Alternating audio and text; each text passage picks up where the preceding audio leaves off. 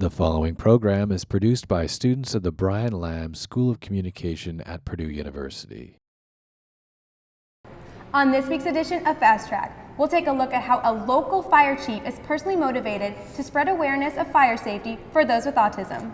We'll also uncover a new health detection system that Purdue researchers are developing to become the next big step in cancer research. We'll also visit a Purdue Art Gallery to see what's on display. All of this and more coming up on Fast Track.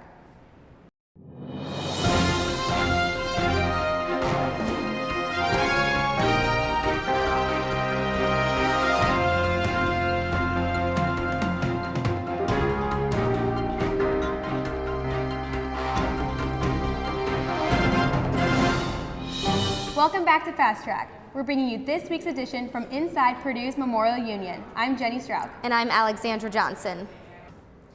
A local fire chief with a personal connection to autism has made it his goal to spread awareness to both first responders and his community. Reporter Ellie Thalls gives us an inside look into the chief's motivation to educate. In many ways, Alex is a typical 18-year-old boy. He hates getting up early, loves his dog Maud, and spends most of his free time surfing Netflix. But if Alex were caught in a house fire, he wouldn't know what to do. Alex is autistic.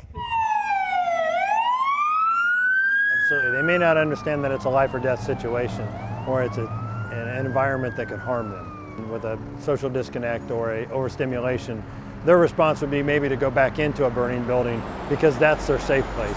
Chief Tim Heath is Alex's father and has made it his personal mission to make sure the first responders in the area know how to handle individuals with autism.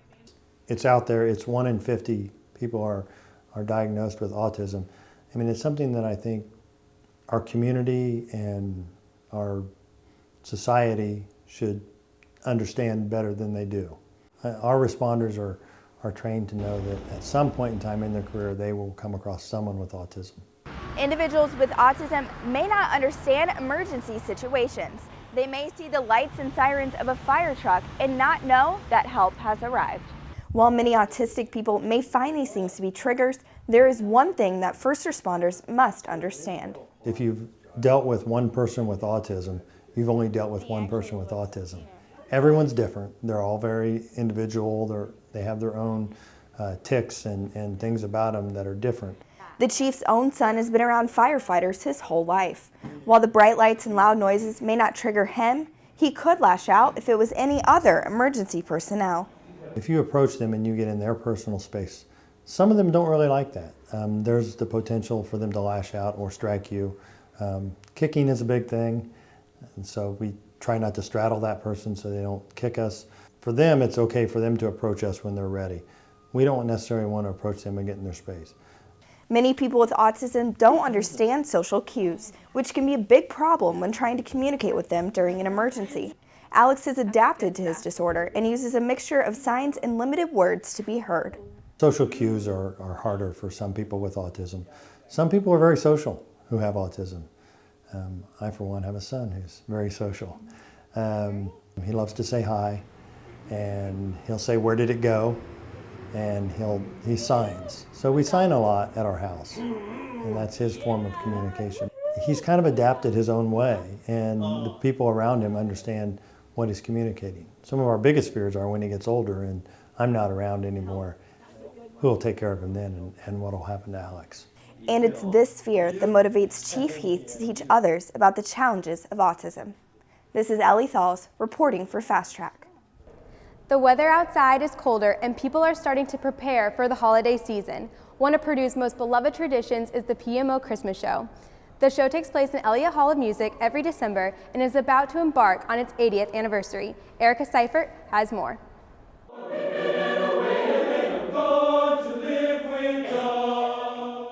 The holiday season is quickly approaching, and that means that the Purdue Musical Organization's annual Christmas show is just around the corner.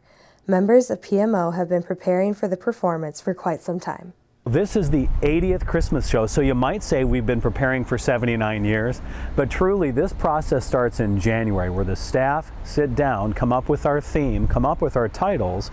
By June, all of the tunes are arranged, and then the students start learning the music in September. Once the show ends on December 8th, it'll start all over again in early January.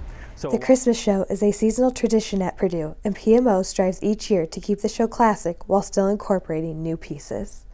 we find that the format of the show is a great tradition within itself, to have secular music during the first act and to have the sacred music during the second. Not all of the Christmas show traditions are visible to the public, but they still carry a special meaning for members of PMO. I really like the fire-ups that we get to do. When it's just coming up with crazy words to usually a popular song that lead, and we sing it to the other groups in the choir or other groups in PMO to get them fired up for the performance. When the hours of rehearsal seem daunting, PMO members remember why they love participating in the Christmas show. I chose to join because I love to sing, and I love to be able to share that gift with other people, and also be able to represent PMO in a very respectable way. The Christmas show will be especially memorable for Russell and other PMO seniors this year. I'm really sad that it's going to be over. I'm excited and sad. I can't wait for the show, but I'm also sad that for the day that it's going to be over. Involvement in the Christmas show is not only a way for Purdue students to share their musical talents, but a way to make lasting friendships as well. Best part about being involved is the friendships that you get. It really made Purdue a lot smaller place once I was a part of PMO. I think the Purdue Christmas Show is one of the greatest ways we have on campus to bring students from all different majors and all different backgrounds together for a common purpose. And anyone can sit in the audience and enjoy that. So I think it's a fantastic thing for Purdue and for the Lafayette community. Tickets for this year's Christmas show are already available, and Purdue will run a buy one, get one free special for students after Thanksgiving break. PMO members encourage students to attend the show. Well, the best way for Purdue students to get involved is to come and support us by being in the audience. It's the 80th anniversary. Everybody needs to be there. Tickets for the Christmas show can be purchased at any Purdue box office. Reporting for Fast Track, I'm Erica Seifert.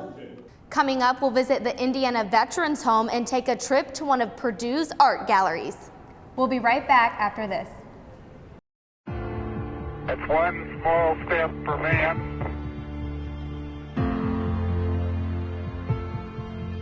one giant leap for mankind.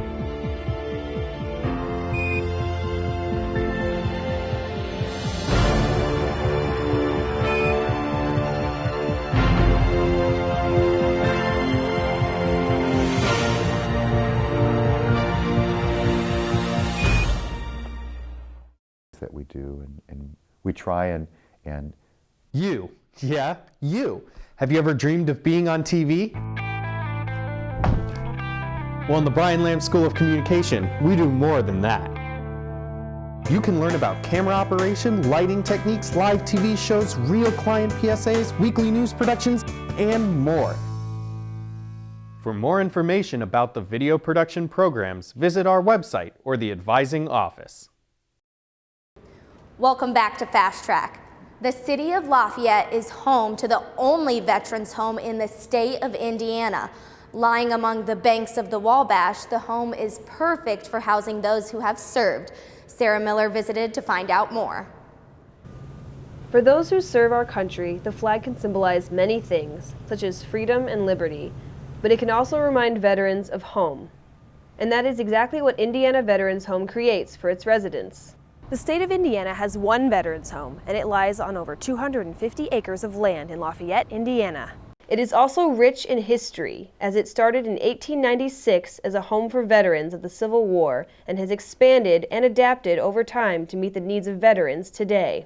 The main goal is daily provide top quality living conditions and medical care and services for our residents. To provide this high-quality assistance, Indiana Veterans Home provides long-term care, short-term rehabilitative services to those recovering from surgery, illness, or injury, and independent living facilities to those veterans and their spouses who qualify. Other veterans' homes may provide these services, but the facilities are spread across the state.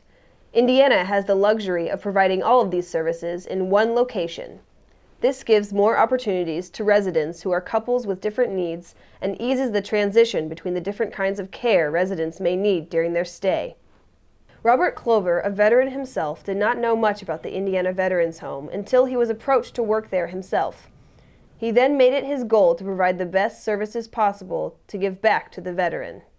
I think they deserve it, and we need to provide the best services, whether it be educational, long-term care, or simply helping them to meet personal needs in their lives. Linda Sharp, also a veteran, has years of nursing experience and understands the negative feelings that some may have about long-term care, but she wants people to know that the Veterans Home provides something more to its residents. I've worked in long-term care facilities before that don't offer what the Veterans Home offers, and that's a lot of misconceptions that the people have of long-term care, that their loved ones get put here, you know, and they just kind of are here. The Veterans Home makes sure that this is a home-like environment. The Veterans Home and the many other volunteer organizations and individuals offer many activities for the residents to take part in. They do everything from bingo to fishing to eating out and taking other sightseeing trips as the seasons and holidays change. They also bring in entertainment. Volunteers come from all over the state to provide a service to the veterans. But what keeps them coming back are the people that live there. Everyone has a story to tell, and when you go and meet them for the first time, you know, you get a little bit of history, and you know, the longer they're here, the more they open up and talk to you, and that's probably the best part of this, you know, because these people have gone a lot of places, seen a lot of things, and they have a lot to tell. And if, you know, and the volunteers see that, and I think that's why they stick around. I think that's why they love to come here, because the residents are great. If you are interested in getting involved or just seeking more information about the Veterans Home, go to indiana.gov/DVA.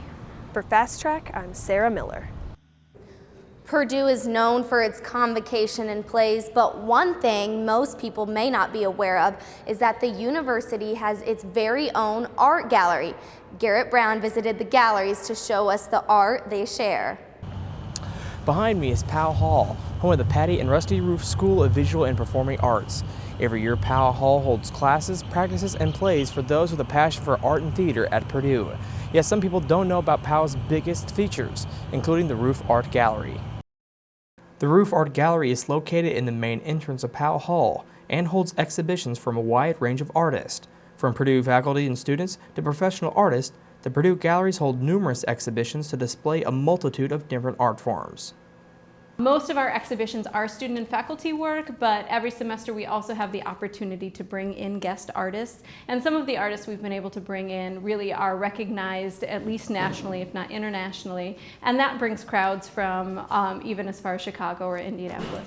The Roof Gallery in Powell is not the only art gallery hosted by Purdue. There is also the Fountain Gallery located across the river in Lafayette, and also the Robert L. Ringel Gallery located in Stewart Center. Each gallery has its own special exhibit that takes place almost every week. The exhibition that you see on display here right now is work by Aldo Giorgini, who was a professor at Purdue in civil engineering. And the reason we have it exhibited here is not only because of his ties to Purdue, but it was made possible through visiting assistant professor Esteban Garcia in computer graphics technology. So really, the roof galleries are a space where different areas of campus can kind of make connections and talk about some of the overlap we have, such as art and technology that's happening here. Since the galleries are owned and operated by Purdue, this gives students the chance to set up the galleries and operate it as a curator for the exhibit, so they will have the experience to run one in the future. Also, the galleries have events that people can attend to appreciate the art. We have First Wednesday, so the first Wednesday of every month we'll have a big gathering, and there will be food and people can just come. And then we also have a reception usually for every exhibit that comes in. In this gallery they change out once every 2 weeks. So we have a lot of receptions for them, and then sometimes the artists will come and talk. Other times it's just kind of a free-for-all type of event.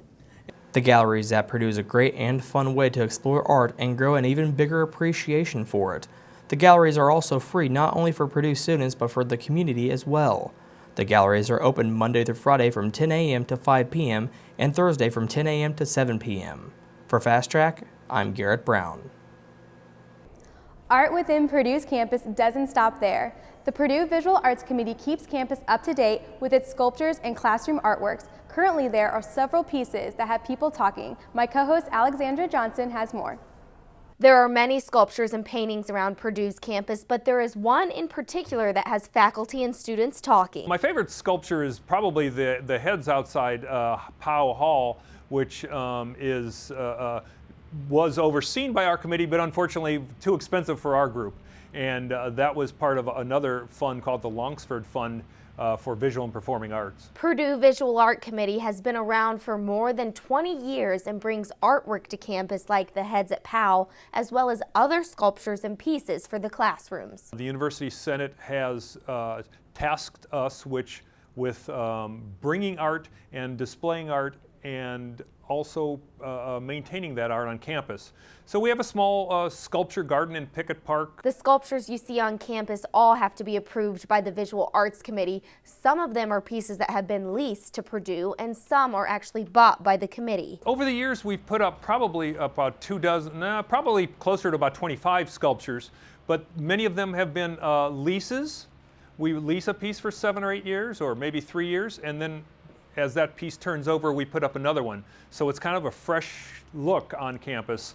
One of the best places on Purdue's campus to check out some sculptures is Pickett Park. Walk around campus and take a look at what's there. Pickett Park is great. We have pieces that are interactive. You can walk on them, sit on them, and get your picture taken. Look at the different pieces near Powell Hall. Just take a look and enjoy it.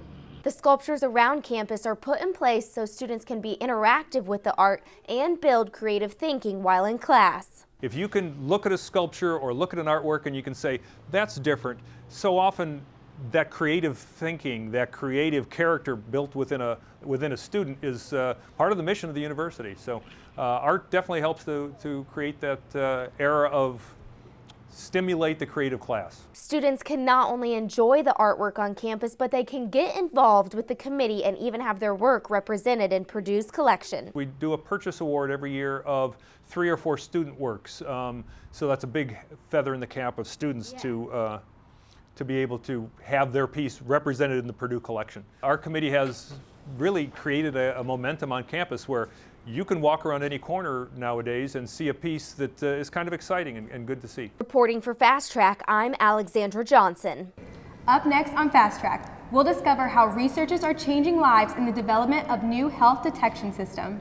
We'll be right back after this. We are all Boilermakers, but we're also much more. We're history makers, exploring the farthest reaches of our universe, often when strapped to a rocket. We are hope makers, rebuilders of Haitian cityscapes who ensure they'll now withstand any disaster. We are difference makers, developers of drought-resistant crops that just might end world hunger. The fact is, what we make moves the world forward.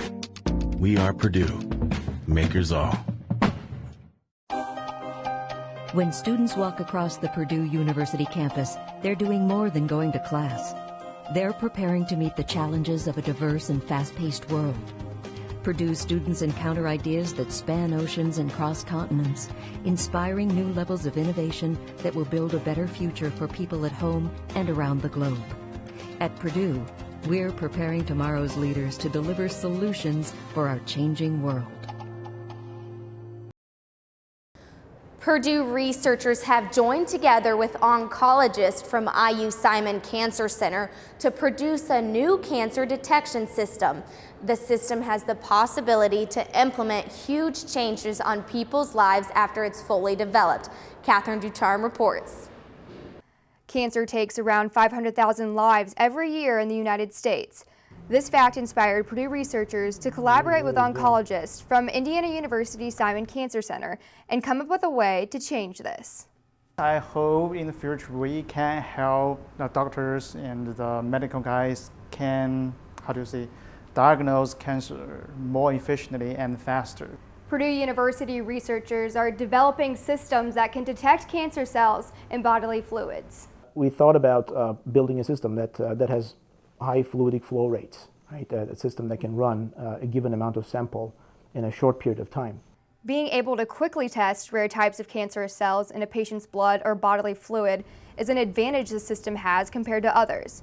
It can help doctors diagnose cancer earlier and monitor how a patient is responding to therapy after they are diagnosed.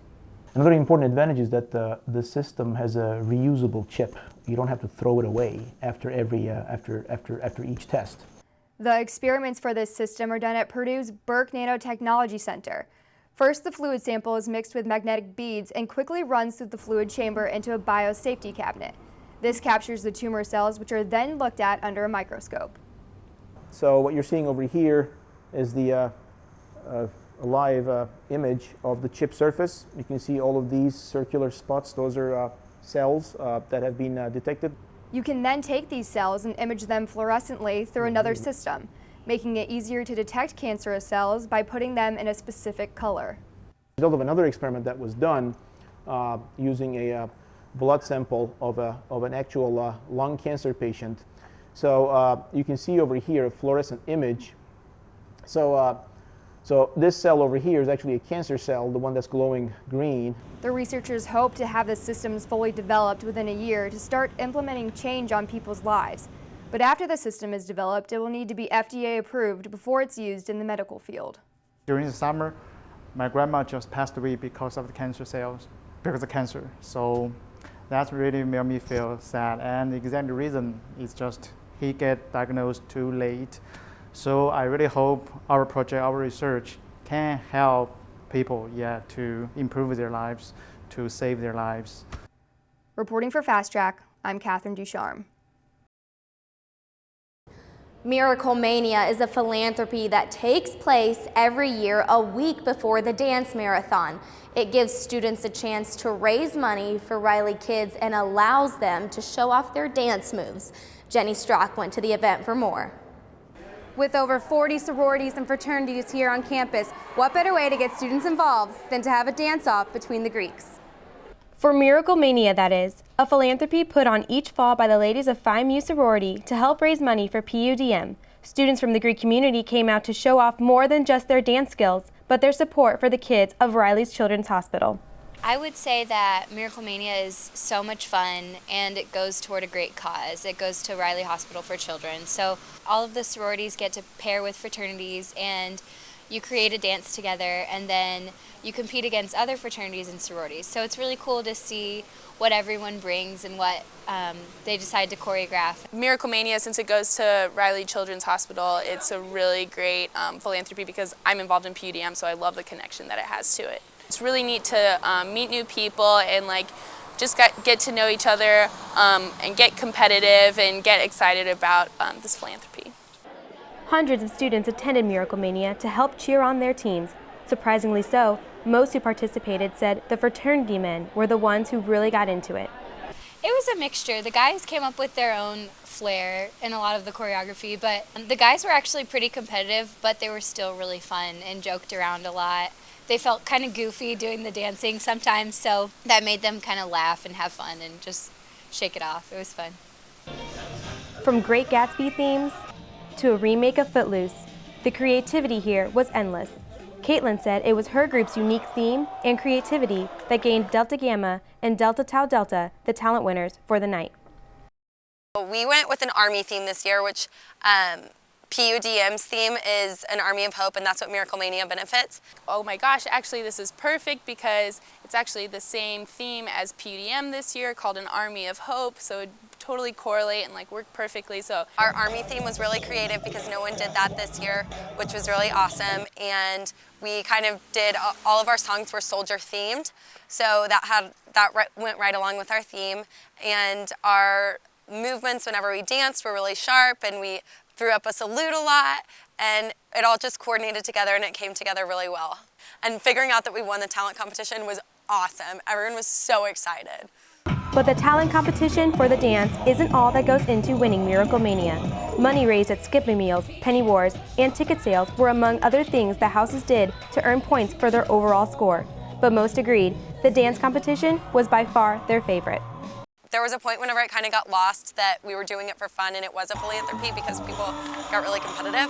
But then whenever it came to the night of it, people got really excited again and realized the mindset that they needed to be in, and that probably was my favorite moment. Just seeing how creative everyone is and how excited people can get about such a great cause, it's just contagious, so why not be a part of such a great opportunity?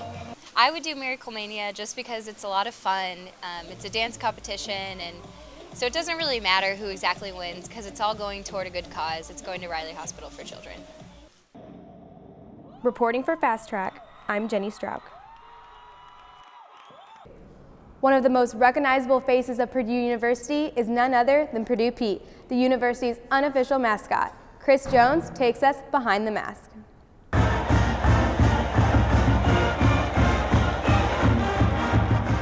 When it comes to mascots, we tend to ask the same question time and time again.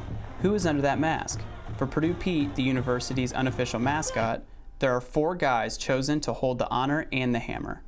But how are they chosen? We came in, we had two dancing parts. One was to a bunch of genres of music, and then the other was to the fight song.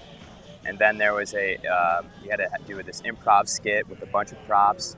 They didn't give you a time limit. They're just like, all right, have fun, play with it. And you had the head on, and I just went for about 5-6 minutes and just kept going on and on and on. I had a blast.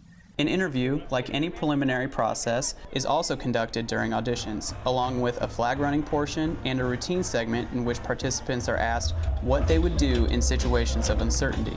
The schedule of those that become Pete, however, is anything but uncertain. We have 3 mandatory workouts a week, Monday, Wednesday, and Friday.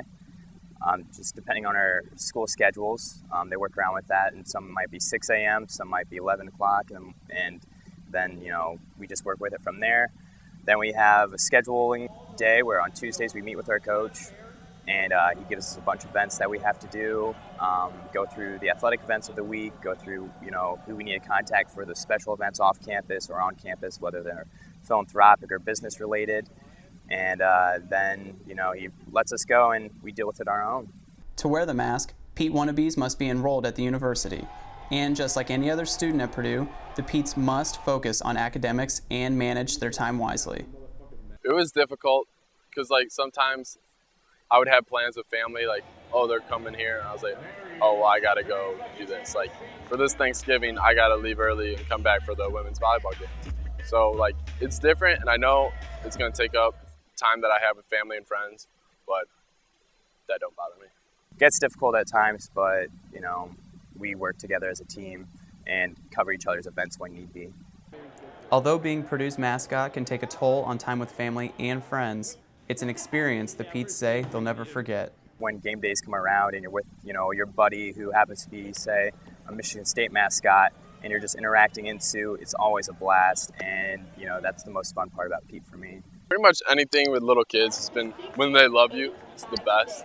But when they hate you, it's like, oh God, they're gonna rip me apart. But the latest and one of the better feelings I had was this past weekend when we played Ohio State. I hit the nail, first quarter P, I hit the nail, and I ran out in front of the team and I got the crowd going. And then I went to the north end of the end zone and I just jumped up and just grabbed the goalpost. Being Pete has its perks, but the biggest perk is them knowing how much Pete means to the fans and the university. I thought mascot, everyone thinks mascot, goofy guy, but for Pete, it's you hold Purdue on your back and you walk around with it and you can't mess up, you just got to do it.